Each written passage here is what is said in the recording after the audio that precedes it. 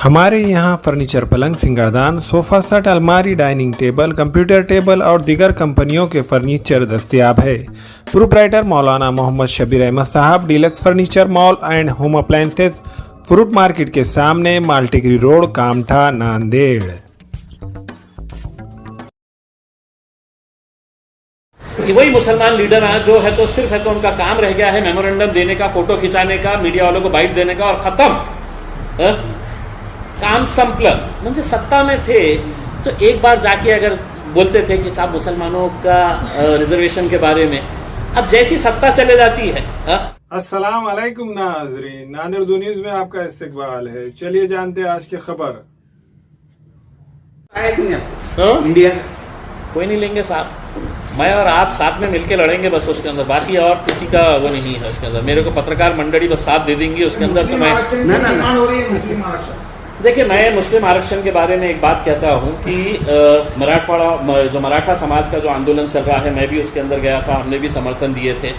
तो मुझे कांग्रेस के नेता है मोहसिन पहलवान साहब, उन्होंने फ़ोन करे और बोले साहब हम मीटिंग रख रहे हैं। अरे मैं बोला नहीं साहब, बहुत गलत टाइम पे रख रहे हैं, जब सत्ता में थी तो आप लोग मीटिंग नहीं रखते हैं। आप जब सत्ता में रहते हैं तो कहीं पर भी जाके डिविजनल कमिश्नर को देते नहीं है। अभी 8-10 दिन पहले मैंने देखा, 4 दिन पहले मैंने देखा हूँ कि वही मुसलमान लीडर हैं जो है तो सिर्फ है तो उनका काम रह गया है मेमोरेंडम देने का, फोटो खिंचाने का, मीडिया वालों को बाइट देने का और खत्म। काम संपलन। म्हणजे सत्ता में थे तो एक बार जाके अगर बोलते थे कि साहब मुसलमानों का रिजर्वेशन के बारे में, अब जैसी सत्ता चले जाती है तो इम्तियाज जलील को बोल रहे हैं कि आप आओ करके मीटिंग के अंदर। मैं ये समझ रहा हूँ कि आज के इस दौर के अंदर ये हमारी बेवकूफ़ी होंगी उनसे मांगना कि आप हमको रिजर्वेशन दो। वो तो बोल रहे हैं कि तुमको हम सांस लेने दे रहे हैं मुसलमानों, इसी से खुश रहो। तो रिजर्वेशन कहाँ से? तो हमने सोचे कि क्यों अपने है तो वक्त ज़ाया करना इनके पीछे उसमें, कि जब हमकी इनकी नीयत, इनकी मंशा, इनकी सोच हमको सब पता है तो क्यों इनके पीछे मांगते रहने का। तो हमने बोले कि आप जाइए, भागिए। कोणाच्या असं कधी बोललो मी पत्रकार होतो साहेब, मी पत्रकार होतो साहेब, असं काय 24 वर्ष होतो, म्हणजे मी 24 वर्ष पत्रकार होतो साहेब। आणि खूप सारे लोक असे पत्रकार प्रयत्न करतं की माझ्या तोंडातून काही निघेल करके। 9.5 वर्षामध्ये त्यांना काही भेटलं नाही आणि पुढेही भेटणार नाही साहेब। एक मुस्लिम समाजाचा एक खासदार, एकमेव खासदार आहे महाराष्ट्रामध्ये, ते कशा रिझर्वेशनच्या विरोधात होऊ शकतो?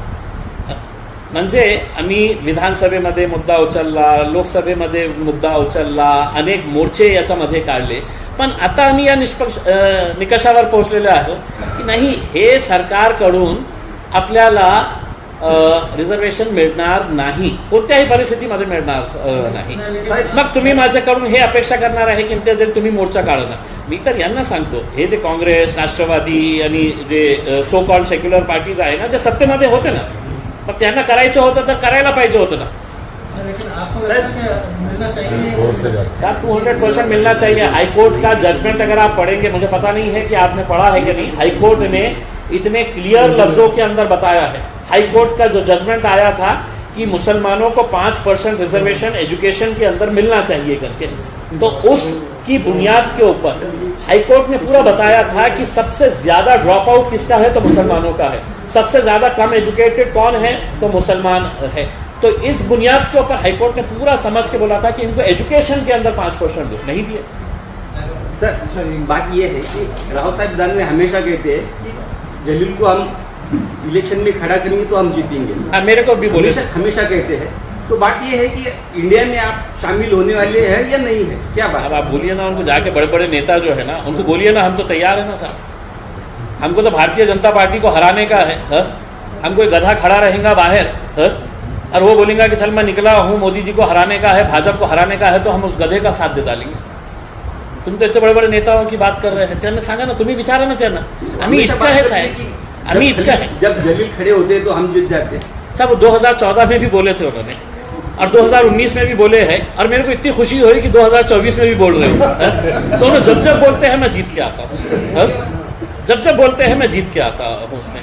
दूसरा मेरा ये कहना है कि देखिए, ये मुद्दों से भटकाने के लिए ये अपन ने सारे उसके अंदर, मेरी अपेक्षा ये है कि अपन इसके बारे में अगर थोड़ा सा ये करेंगे उसके अंदर देखिए इलेक्शन आएगा, कोई हारेगा कोई जीतेगा, उसके असं नाही आहे की इम्तियाज जलील म्हणजे 50 वर्षासाठी आता लिहिलेलं आहे की मीच खासदार. मी काम केलं असेल तर लोक मला निवडून देईल, मी काम केलं नसेल तर लोकांनी मला निवडून द्यायचेच नाही.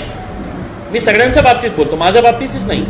मैंने काम नहीं किया तो लोगों ने मुझे चुन के ही नहीं देना चाहिए. इसका काम किया है तो फिर ऐसे 50 राव साहब दान में खड़े हो जाओ, 50 क्या फर्क पड़ना.